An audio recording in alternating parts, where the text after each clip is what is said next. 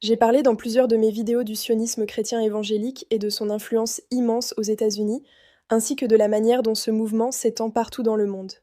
Dans cette vidéo, je montre comment une chaîne chrétienne française reprend les mêmes stratégies que les sionistes américains. Déformer les récits bibliques pour soutenir des causes politiques et géopolitiques.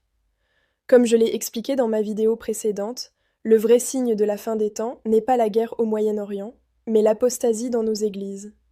Une apostasie qui détourne notre attention en nous faisant fixer nos yeux sur Israël et ses conflits, plutôt que sur la corruption et la désobéissance dans la maison de Dieu. Est-ce que tu peux vraiment affirmer avec moi que, en fait, ce qui est réellement écrit, c'est tu n'assassineras point? Est-ce que le peuple d'Israël a droit à sa légitime défense? Exactement, exactement. Le peuple d'Israël a un droit légitime à se défendre.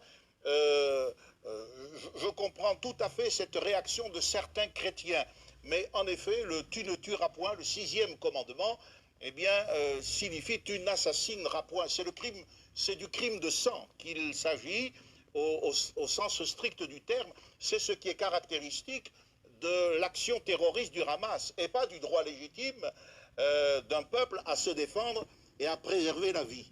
Et je dirais, pour ajouter mon commentaire, la recommandation de tendre l'autre joue et de ne pas résister aux méchants telle qu'elle nous apparaît dans l'Évangile s'applique aux relations personnelles du chrétien et non pas à la situation qui nous préoccupe.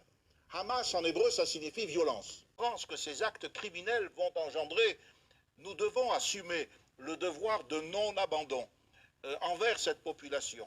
Mais il faut aussi se rendre à l'évidence quand on sait que la plus grosse partie des flux financiers attribués pour l'aide humanitaire à la bande de Gaza et récupérés pour l'armement du Hamas, c'est quelque chose qui pose question.